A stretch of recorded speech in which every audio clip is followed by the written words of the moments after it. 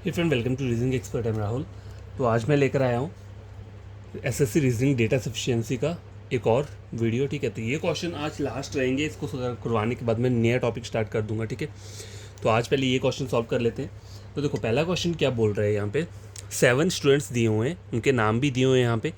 ठीक है, are sitting around a circular table, some of them facing towards the centre and some face outside. ठीक है, अब देखो यहाँ पे प्रॉब्लम क्या है, क्योंकि सभी के सभी क्या है, एक जगह फेस नहीं कर रहे हैं। कभी कभी क्वेश्चन क्या होता है कि सारे के सारे सेंटर को फेस कर रहे हैं, लेकिन इस वाले क्वेश्चन में क्या है, कुछ सेंटर को फेस कर रहे हैं, कुछ आउटसाइड फेस कर रहे हैं। तो मैं क्या करूँगा, देखो, who among the following sit second to the left of Mona. Mona के सेकंड लेफ्ट में कौन बैठा है। अब देखो, हो सकता है अगर मोना सेंटर को देख रही है तो इसके सेकंड लेफ्ट इस साइड आएगा। अगर वो साउथ में देख रही है तो इसका सेकंड लेफ्ट यहाँ पे आएगा। ठीक है, मतलब साउथ नहीं, मतलब अंदर को बाहर को देख रही है, आउटसाइड देख रही है। ठीक है, अगर अंदर वाले में लेफ्ट इस साइड आएगा और आउटसाइड में लेफ्ट कहाँ आएगा, यहाँ पे आएगा। तो अब मुझे पहली वाली स्टेटमेंट पहले से ड्रॉ करना पड़ेगा। तो मैं क्या करूँगा, 2 सर्कल्स बना लूँगा। 2 क्यों बना रहा हूँ, क्योंकि पॉसिबिलिटी डायग्राम होती है, कभी कभी क्या होता है एक में नहीं होता। तो देखो, Neha sits third to the right of Priya. पहले मुझे 7 स्टूडेंट्स बनाने, तो 1 2 3 4 5 6 और 7 ऐसे करके बना लिया। 1 2 3 4 5 6 और ये हो गया 7। ठीक है, अब मैं बाकी ड्रॉ करना स्टार्ट करता हूँ। Near sits third to the right of Priya. अब देखो, मुझे नहीं पता प्रिया सेंटर को देख रही है कि आउटसाइड देख रही है। तो पहली बार मैं क्या करूँगा, प्रिया को सेंटर में बना लूँगा। ठीक है, ये मैंने प्रिया को सेंटर में बना लिया और यहाँ पे मैंने प्रिया को क्या किया, आउटसाइड बना लिया। ठीक है, अब बोला है Neha sits third to the right of Priya, तो 1 2 3, तो यहाँ पे कौन आ जाएगा, नेहा आ जाएगी इस वाले डायग्राम में। और यहाँ पे क्या हो जाएगा, इसके क्या बोला है, थर्ड टू द राइट बोला हुआ है, तो यहाँ पे राइट कहाँ चलेगा, इस तरफ को। तो 1 2 3, तो नेहा कहाँ पे आ गया, यहाँ पे आ गया। ठीक है, ये यहाँ तक हो गया। आगे क्या बोल रहा है, Shanu sit second to the left of Neha. Shanu sit second to the left of Neha. अब देखो पॉसिबिलिटी क्या है, ये देखो, पहले पूरा पढ़ लेते हैं पहले। Shanu sit second to the left of Neha and is not the immediate neighbour of Priya. मतलब एंड किसके लिए यूज़ हुआ है यहाँ पे, शानू के लिए। Shanu is not the neighbour of Priya, मतलब शानू यहाँ नहीं आ सकता। ठीक है, तो अब कैसे इसे बनाएंगे, Shanu sit second to the left of Neha. देखो, अगर मैं इसको यहाँ पे बनाता हूँ, बाहर को बनाता हूँ तो लेफ्ट यहाँ आएगा। अगर मैं अंदर को बनाता हूँ तो लेफ्ट यहाँ आएगा। तो यहाँ पे इसका मतलब क्या है कि ये अंदर को नहीं आ सकता, इसे बाहर को ही आना है। देखो, अगर बाहर को बनाऊंगा तो सेकंड लेफ्ट में कौन आ रहा है, कौन आ रहा है, देखो, शानू से second to the left of Neha. तो नेहा की सेकंड लेफ्ट पे शानू आ जाएगी। अगर सपोज करो मैं इसको अंदर को बनाता तो लेफ्ट यहाँ पर आंसर। और इन्होंने बोला है कि प्रिया के इमीडिएट नेबर कौन है, शानू नहीं होना चाहिए। ठीक है, तो ये डायग्राम बन गई यहाँ पे। अब यहाँ पे चेक करो, यहाँ पे अगर मैं ऐसे लेता हूँ अंदर को, तो इसके सेकंड लेफ्ट में कौन आ रहा है, यहाँ पे। अगर मैं यहाँ पे ले रहा हूँ तो इसके सेकंड लेफ्ट में यहाँ पर नहीं आ सकता। तो इस वाले डायग्राम में क्या है, इसे मुझे अंदर को लेना पड़ेगा। ठीक है, नेहा को जो इसका डायरेक्शन है अंदर को लेना पड़ेगा, तभी इसके सेकंड लेफ्ट में कौन आ जाएगा, शानू, जो कि प्रिया का इमीडिएट नेबर नहीं है। ठीक है, तो यहाँ तक बन गया ये।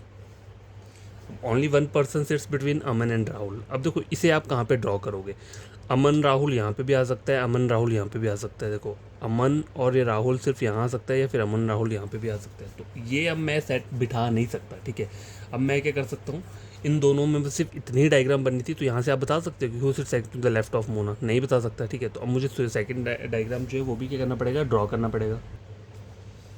अब देखो, सेकंड वाली चेक करो। तो सेकंड में मेरे को डबल डबल डायग्राम्स बनाने ही पड़ेंगे। क्यों, क्योंकि पॉसिबिलिटी रहती है। ठीक है, तो कभी कभी क्वेश्चन क्या है, लेंथी हो जाता है। तो ये पहले मैं डायग्राम बना लेता हूँ यहाँ पे इस तरीके से। 7 पर्सन बिठा लिए। अब सेकंड डायग्राम में मुझे क्या बोला है, Mona sits third to the right of Shanu. Mona sits, अब मुझे एक बार मोना को अंदर को लेना पड़ेगा और एक बार मोना को मुझे बाहर, sorry, Mona sits third to the right of Shanu. अब मुझे शानू को क्या करना पड़ेगा, एक बार मुझे इसको अंदर को डायरेक्शन लेनी पड़ेगी एक बार, क्योंकि यहाँ बोला है ना मुझे facing toward centre and other outside. तो मुझे शानू की डायरेक्शन नहीं पता, इसलिए मैंने डबल डायग्राम बना के इसकी डायरेक्शन दोनों तरफ पॉसिबिलिटी ले लिया। ठीक है, तो शानू एक बार मैंने यहाँ पे बना लिया। और मोना सिट्स थर्ड 1 2 3, तो मोना पहली वाली डायग्राम पे यहाँ पे आ जाएगा और यहाँ पे मोना कहाँ पे आएगा, 1 2 3, मोना इस वाली डायरेक्शन पे आ जाएगा। ठीक है, यहाँ मैं लिख देता हूँ मोना, ये मोना लिखा हुआ है। ठीक है, इसे मैं मिटा देता हूँ, ये मोना है। ठीक है, अब आगे देखो, Neha and Shanu faces opposite direction. ठीक है, मतलब नेहा और शानू के कर रहे हैं ऑपोजिट डायरेक्शन। तो मैं अभी नहीं बता सकता कि नेहा कहाँ पे आएगी, क्योंकि सेकंड वाले स्टेटमेंट में मुझे नहीं पता नेहा कहाँ पे होगा। ठीक है, Rahul is not an immediate neighbour of Neha. ठीक है, इसे भी नहीं बना सकता। अमन से third to the right of Mona, इसे मैं बना सकता हूँ। देखो, अमन इस वाले डायग्राम में अगर मैं यहाँ पर राइट मोना को अगर बाहर को लेता हूँ तो अमन सिट्स थर्ड, तो यहाँ पे तो शानू बैठी है तो ऊपर को नहीं आएगा, ये अंदर को आएगा। तभी राइट में इस साइड 1 2 3rd पे कौन आएगा? अमन, ठीक है। Aman sits third to the right of Mona. अब यहाँ पे मोना को कौन सा डायरेक्शन दोगे, ऊपर को कि अंदर को दोगे, बाहर को कि अंदर को? देखो अगर मैं अंदर को देता हूँ तो राइट में 1 2 3 पे क्या कौन आ रहा है? यहाँ पे शानू ऑलरेडी बैठी है, तो ये तो हो नहीं सकता, तो मुझे इसको बाहर को लेना पड़ेगा। 1 2 3rd नंबर पे कौन आ रहा है? फिर अमन आ रहा है, ठीक है। तो अमन यहाँ पे आ गया। अब देखो left of Mona, who sit second to the left of Mona. देखो मोना यहाँ पे है, सेकंड लेफ्ट पे कौन बैठा है पता नहीं मुझे। यहाँ मोना है, इसके सेकंड लेफ्ट पे कौन बैठा है पता नहीं मुझे, ठीक है। तो मतलब इंडिविजुअली जब मैंने इन्हें ड्रॉ किया तो मुझे नहीं पता कि कौन कहाँ पे बैठ रहा है।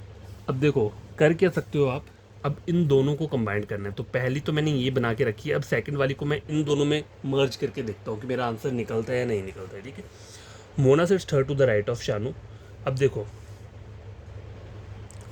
शानू अगर मैं अंदर को लेता हूँ तो 1 2 3, मोना सिट्स थर्ड यहाँ पे आ जाएगी। अगर मैं इसे बाहर लेता हूँ तो 1 2 3 तो यहाँ पे आ रही है, ठीक है। मैं यहाँ चेक करके देख लेता हूँ। 1 2 3, Mona sits third to the right of Shanu, और यहाँ पे शानू ये है, तो 1 2 3 1 2 3, ठीक है। चलो अभी मैंने यहाँ तक बना लिया। Mona sits third to the right of Shanu. Neha and Shanu face opposite direction. देखो नेहा और शानू ऑपोजिट डायरेक्शन फेस कर रहे हैं, ठीक है। अगर मैं शानू को यहाँ पे अंदर को ले लेता तो क्या हो जाता? ये गलत हो जाता, क्योंकि सेम डायरेक्शन नहीं बोली है नेहा और शानू की। देखो Neha and Shanu faces opposite direction, मतलब इनकी डायरेक्शन ऑपोजिट होनी चाहिए। तो ये वाला मेरा ठीक है, ठीक है, क्योंकि नेहा की डायरेक्शन मैंने बाहर को ली है यहाँ पे। यहाँ तक ठीक हो गया। Rahul is not an immediate neighbour of Neha, मतलब राहुल यहाँ नहीं आ सकता, तो राहुल के लिए सिर्फ यही वाली जगह बच रही है, ये जो प्लेस यहाँ पे है, ठीक है। ये हो गया। आगे बोल रहा है Aman sits third to the right of Mona. Aman sits third 1 2 3, मतलब राइट ऑफ मोना, मोना को मेरे को अंदर को लेना पड़ेगा, तभी 1 2 3rd पे कौन आएगा? अमन आएगा, ठीक है। तो ये मेरा डायग्राम निकल के आ चुका है, ठीक है। समझ आ गई बात? अब बोला क्या है, वो among the following sit second to the left of Mona. Mona के सेकंड लेफ्ट पे कौन बैठा है? राहुल बैठा है, ठीक है। तो इसमें आपका अब आंसर क्या होगा? स्टेटमेंट 1 एंड 2 टुगेदर, मतलब एक साथ, together are sufficient to answer the question, क्योंकि मैंने इन दोनों को स्टेटमेंट को क्या किया? कंबाइन किया। पहले मैंने इन दोनों स्टेटमेंट को अलग अलग ड्रॉ किया तो मेरा आंसर मुझे नहीं पता चला, ठीक है। फिर जब मैंने दूसरी स्टेटमेंट को पहली के साथ क्या किया? कंबाइन किया, तब जाके मुझे पता चल गया मेरा आंसर क्या है? राहुल है, ठीक है। तो आप इसमें जो आपका आंसर रहता है वो क्या है? आंसर तो आपको चलो निकालना है, लेकिन आंसर राहुल नहीं देना है वहाँ पे ये देना है कि आपकी कौन सी स्टेटमेंट से आपका आंसर निकला है। तो मैंने इन दोनों को कंबाइन किया तो मेरा आंसर क्या रहेगा? Both statement 1 and 2 together are necessary to answer the question, ठीक है। तो ये क्वेश्चन नंबर 1 जो है ये सॉल्व हो चुका है, ठीक है। अब देखो क्वेश्चन नंबर 2 देखो।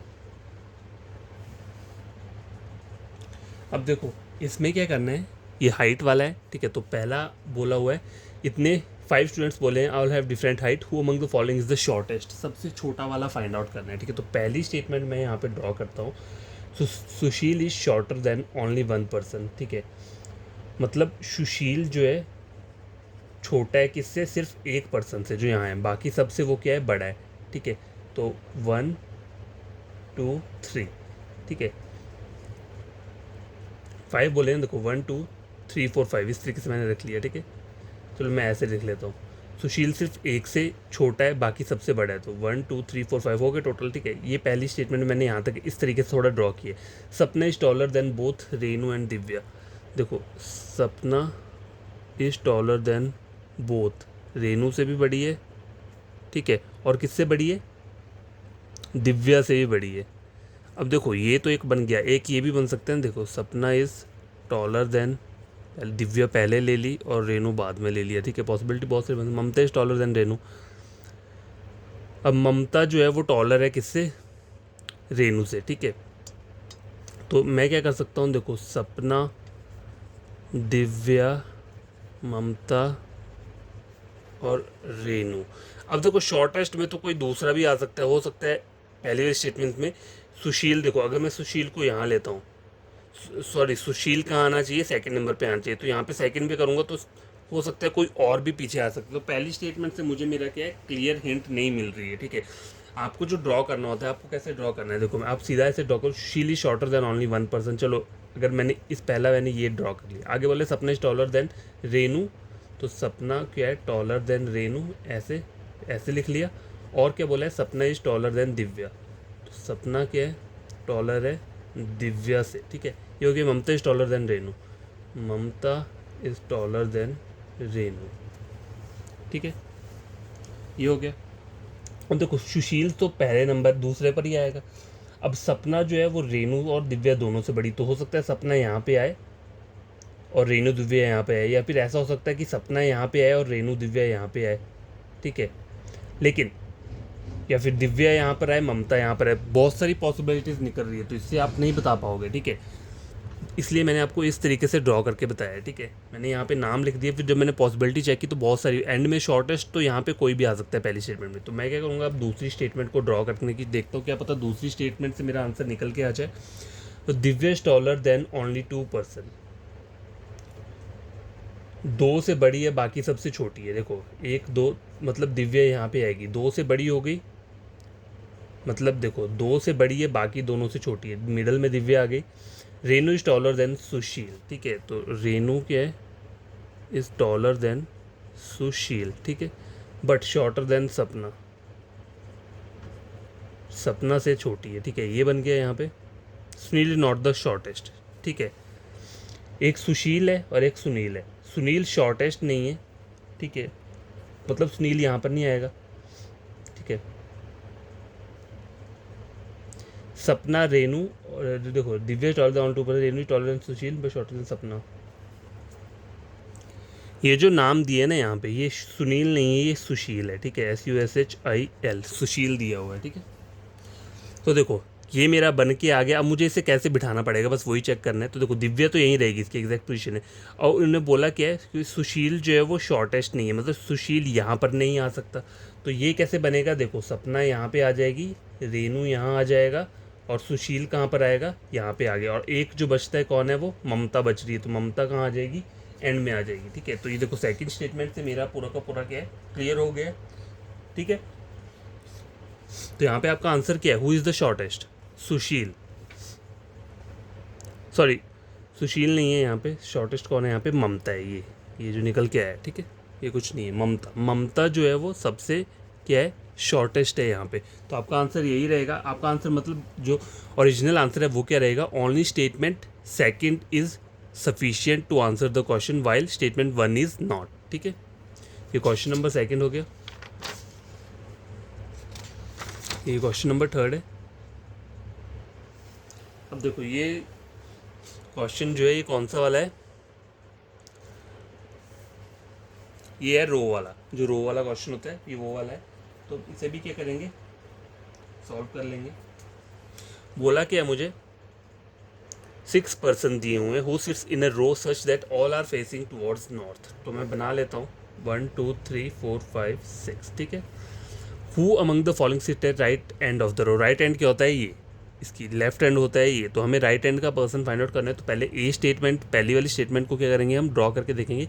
ए sits second to the right of B, तो A sits second to the right of B, ऐसा ना चाहिए। Both A and B does not sit at end of the row, मतलब ए और बी यहाँ नहीं बैठ सकते। तो अगर मैंने पहली वाले डायग्राम में बी को यहाँ बनाया तो ए यहाँ पे आना चाहिए, और एक सेकंड डायग्राम भी बनानी पड़ेगी। अगर मैं बी को यहाँ बनाता हूँ तो ए यहाँ आना चाहिए, ठीक है। ये बन गई मेरी double diagram.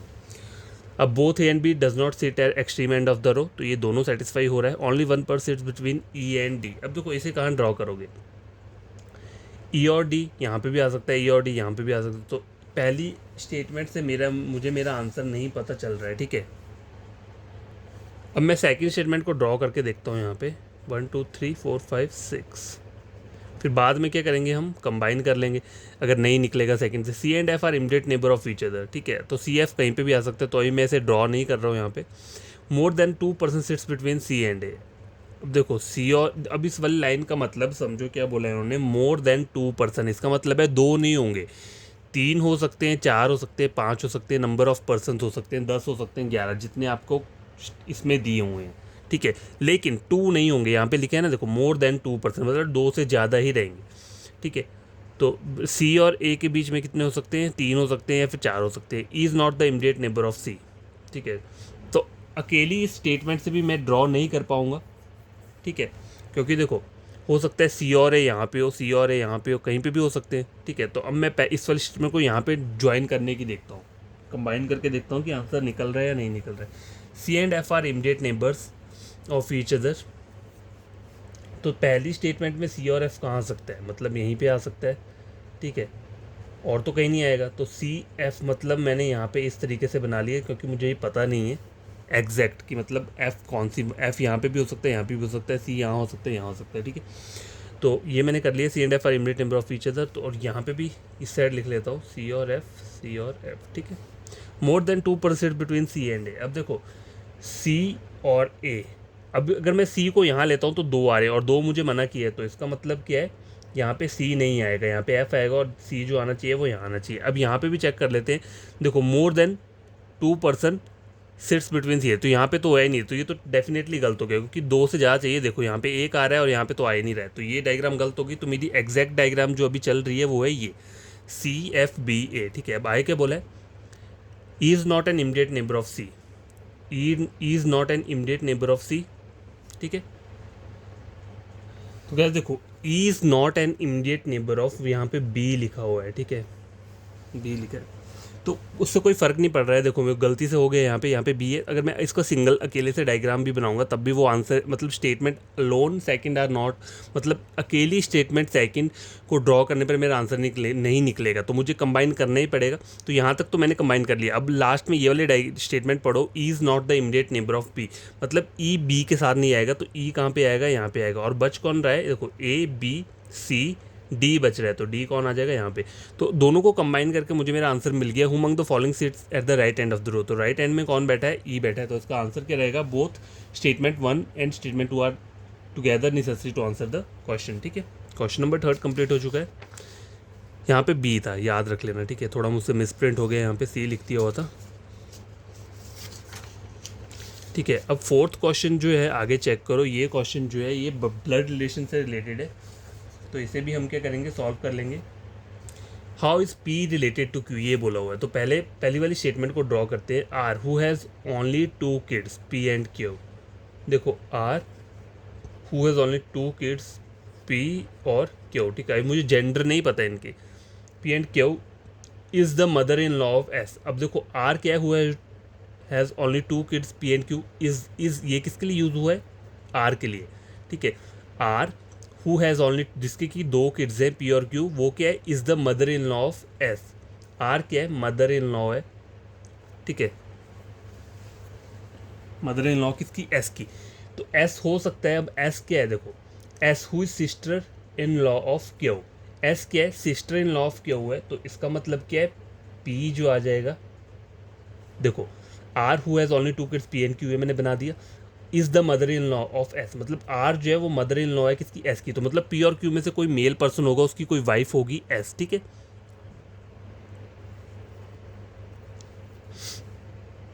S who is sister in law of Q, अब बोला है एस क्या है, सिस्टर इन लॉ, एस का मुझे पता लग गया वो फीमेल है, तो वो क्यू की बोली हुई है, मतलब क्यू से शादी नहीं करेगी, तो एस किससे शादी करेगी, इसके साथ, तो ये पी जो है ये आ जाएगा मेल, ठीक है। अभी तक क्यू का जेंडर नहीं पता है, ठीक है, हो सकता है ये फीमेल पर्सन भी हो सकता है। तो पहली स्टेटमेंट से ये निकल गया है। तो how is P related to Q, Q का क्या लग रहा है, क्यू का पी क्या लग रहा है, देखो क्यू का क्या लग रहा है, ये ब्रदर लग रहा है, ठीक है। पी जो है वो क्यू का क्या लग रहा है, ब्रदर लग रहा है, तो पहले से निकल के क्या आ रहा है, ब्रदर निकल के आ रहा है, लेकिन मुझे सेकंड वाली स्टेटमेंट भी ड्रॉ करनी पड़ेगी, ठीक है।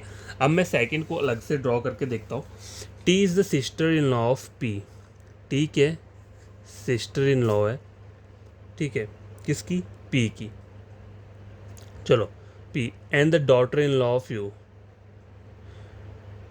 T sister in law of P and the daughter, मतलब टी के लिए बोला है T is daughter in law of you, ये जो एंड है ये टी के लिए फर्स्ट पर्सन के लिए यूज़ हुआ है, T is the daughter in law of you, T क्या है, डॉटर इन लॉ है किसकी, यू की, इसका मतलब यहाँ पे कोई वो होगा और यू यहाँ पे आएगा, ठीक है, इस तरीके से आ गया, ठीक है। यहाँ तक मैंने बना लिया। T is the sister in law of P, तो पी क्या आएगा यहाँ पे, इस तरीके से आएगा, तभी इसकी सिस्टर इन लॉ बनेगी ना ये।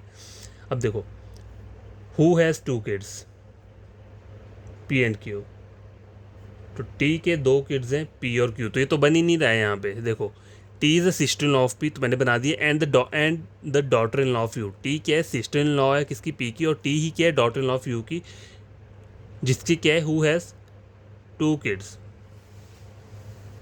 You, daughter in law of you, who has 2 kids, P and Q. ठीक है, अब ये यू जो है ये सेकंड पर्सन मतलब यू के लिए यूज़ हुआ है, who has 2 kids, P and Q, तो पी और क्यू मैंने यहाँ पे बना दिया। तो अब देखो यहाँ पे चेक करो, यहाँ के बोला how is P related to Q, तो क्यू का क्या लग रहा है, पता नहीं, जेंडर ही नहीं है इसके ऊपर, तो क्या पता लगाओगे। ठीक है, तो पहली स्टेटमेंट अलोन जो है वो क्या है, sufficient to answer the question, क्योंकि पहली से मुझे मेरा जेंडर पता चल गया और दूसरी वाली डायग्राम से मुझे मेरा जेंडर पता नहीं चला है। ठीक है, क्वेश्चन नंबर 4 जो है ये भी कंप्लीट हो चुका है, और ये रहता है क्वेश्चन नंबर 5। ठीक है, ये भी थोड़ा वैसा ही है, हाइट वाइज वाला क्वेश्चन है। हु अमंग द फॉलोइंग, देखो क्या बोला हुआ है, हु अमंग मनोज मुकेश, मुझे कुछ नाम दिए हैं 1 2 3 4 5, is exactly in the middle, middle में कौन आएगा, when they are arranged in ascending order of their height. ठीक है, देखो इनको जब हम अरेंज करेंगे असेंडिंग ऑर्डर में, तो इन्होंने क्या बोला हुआ है कि कौन बीच में आएगा, मिडल में कौन आएगा। तो पहली स्टेटमेंट क्या बोल रहा है, Mahesh is taller than Mukesh, Mahesh is taller than Mukesh. ठीक है, बट शॉर्टर देन, बट किसके लिए यूज हुआ है, फर्स्ट पर्सन, महेश के लिए, मैंने बताया था ना, एंड बट वाइल वर्ड्स जो है फर्स्ट पर्सन के लिए यूज है, तो Mahesh is shorter then Manish, Mahesh is shorter, छोटा है किससे, मनीष से, तो मनीष कहाँ आएगा, पहले आ जाएगा यहाँ पे। पहली स्टेटमेंट में सिर्फ इतना ही बन रहा है, मनीष, महेश और मुकेश। ठीक है, ये 3 चीज़ें बन रही हैं। अब दूसरी स्टेटमेंट में देखो, Mayur is taller than Mukesh, Mayur is taller than Mukesh. ठीक है, एंड मनीष, देखो Mayur is taller than Mukesh and Manish, तो मुकेश आ गया और मनीष आ गया। ठीक है, मयूर जो है टॉलर है किससे, मुकेश और मनीष। तो देखो ये यहाँ पे आप ऐसा भी लिख सकते हो, मतलब दोनों में से कोई भी पहले आ सकता है। ठीक है, मयूर इज टॉलर देन मुकेश, में तुम पहले मनीष भी आ सकते हैं और मुकेश भी आ सकता है। ठीक है, आगे देखो क्या, बट शॉर्टर देन मनोज, तो Mayur is shorter than Manoj, ये लिखे ना, Mayur is taller than Mukesh but shorter than Manoj, तो मनोज कहाँ आएगा, यहाँ पे पहले आ जाएगा। देखो मनोज, मयूर, अब देखो इससे आपका आंसर निकल रहा है मिडल में कौन है, इससे भी नहीं पता चल रहा मिडल में कौन है, क्योंकि एक बंदा ए भी रह रहा है यहाँ पे, 1 2 3 4 5 2 बंदे रह रहे हैं। ठीक है, तो अब दोनों को अगर मैं कंबाइन करूँ, ठीक है, तो देखो मनीष, महेश और मुकेश, मनीष,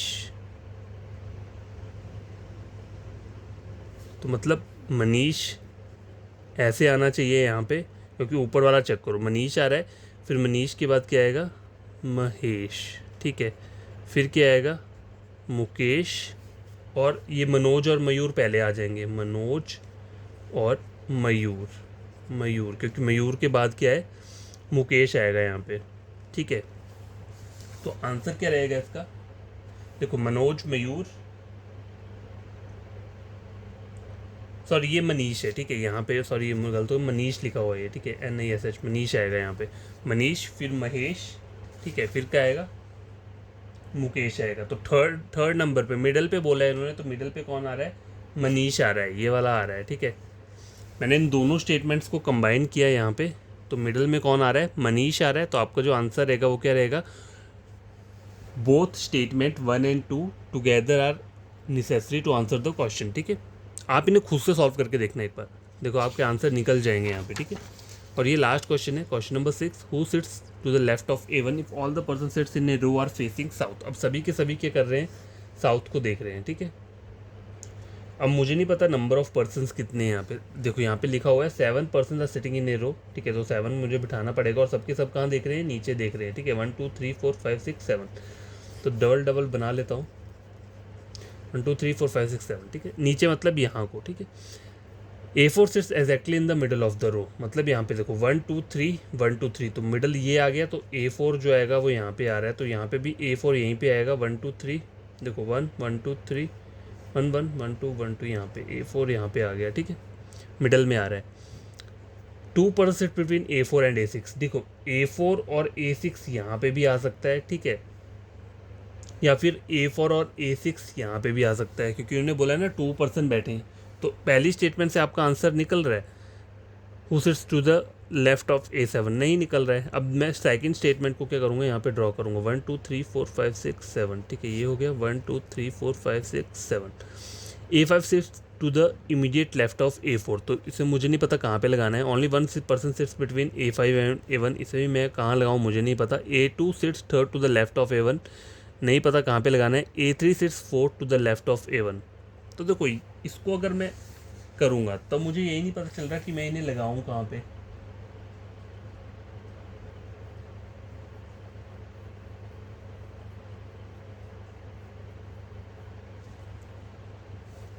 देखो यहाँ बोला ना A5 sits to the immediate left of A4, ठीक है, only 1% sits between A5 and A1, A2 से third to the left of A1।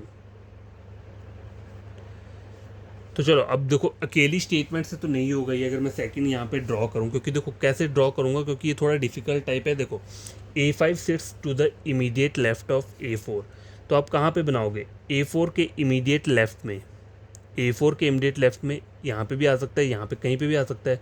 Only 1% sits between A5 and A1। अब देखो A5 sits to immediate left of A4, A4 के immediate left में ये only सिर्फ A5 and A1। तो चलो इस तरीके से ड्रॉ करके देखता हूँ। A5 सिर्फ to the immediate left of A4, तो A4 के इमीडिएट लेफ्ट में क्या है, कौन है, A5 A5 है, ठीक है।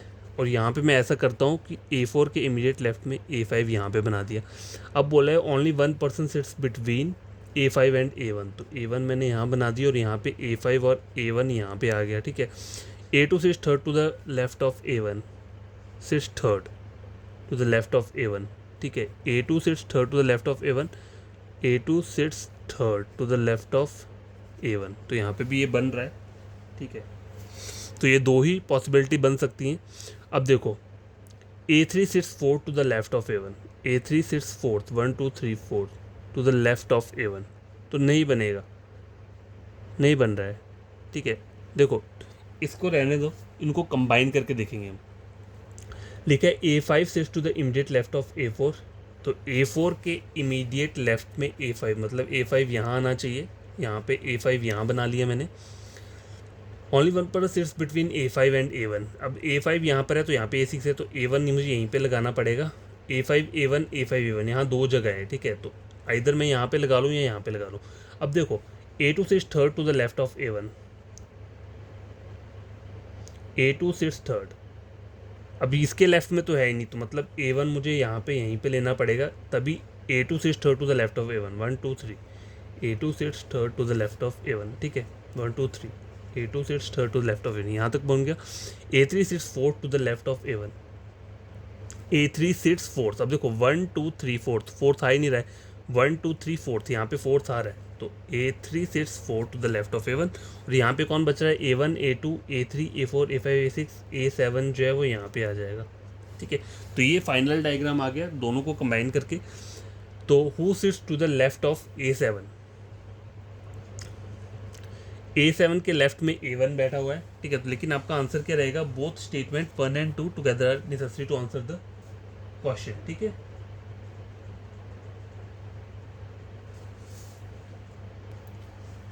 देखो एक बार मैं आपको फिर से ये वाला ड्रॉ कर लेता हूँ अलग से सेकंड स्टेटमेंट, क्योंकि मुझे इसमें थोड़ा सा क्या लग रहा है, डाउट लग रहा है। 1 2 3 4 5 6 7 और यहाँ पे 1 2 3 4 5 6 7, ठीक है।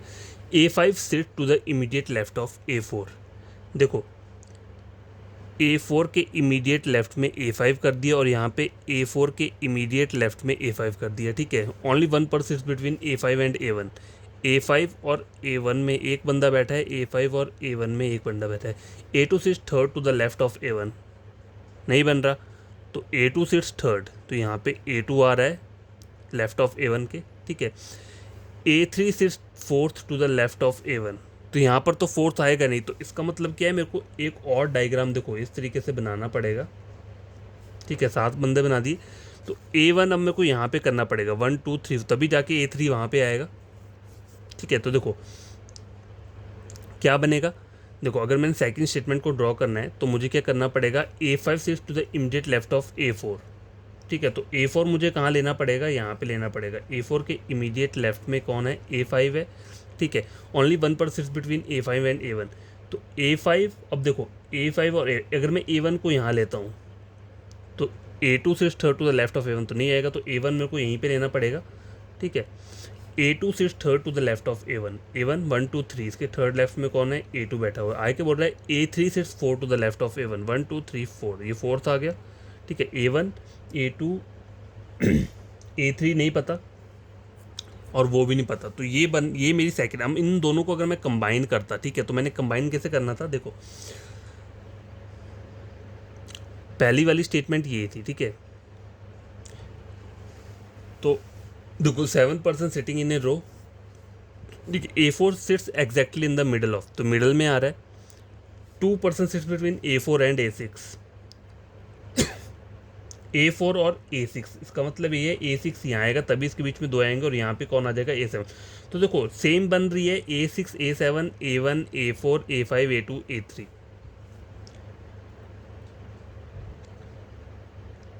सॉरी, यहाँ पे A3 होगा। ठीक है,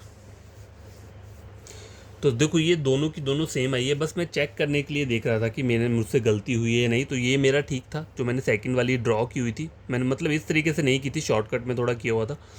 लेकिन जब मैंने इन दोनों को कंबाइन किया तो मेरा आंसर निकल के आ रहा है, और क्या निकल के आ रहा है, who sits to the left of A7। ठीक है, तो देखो A7 दिया है यहाँ पे, A7 के लेफ्ट में A1 बैठा है, लेकिन आपका आंसर जो आपको देना है वो क्या देना है, both statement 1 and 2 together are necessary to answer the question. ठीक है, तो ये मैंने आपको डिटेल में बता दिया कि इन क्वेश्चंस को कैसे आपको सॉल्व करना है। एग्जाम में ये क्वेश्चंस आते हैं, तो जितनी प्रैक्टिस करोगे उतना ही जल्दी से सॉल्व कर पाओगे। ठीक है, देखो पॉसिबल डायग्राम्स तो बनानी ही पड़ेंगी, इसके अलावा और कोई ऑप्शन नहीं होता है इसमें। ऐसा तो है नहीं कि एक डायग्राम बना के आपके सारे के सारे आंसर निकल जाएंगे। तो आज ये टॉपिक मैं ख़त्म करता हूँ। अब कल जो लेकर आऊँगा नया टॉपिक, वो इनइक्वालिटी लेकर आऊँगा, क्योंकि ब्लड रिलेशन मैंने चेक किया, वो मैंने ऑलरेडी करवा रखा है, लेकिन मैं वो बाद में फिर से आपको रिपीट करवा दूँगा। ठीक है, लेकिन इनइक्वालिटी जो SSC वाला है वो नहीं करवाया हुआ है, तो वो मैं लेकर आऊँगा। टॉपिक सेम ही रहता है, कोई ज़्यादा डिफिकल्ट चीज़ें नहीं रहती हैं।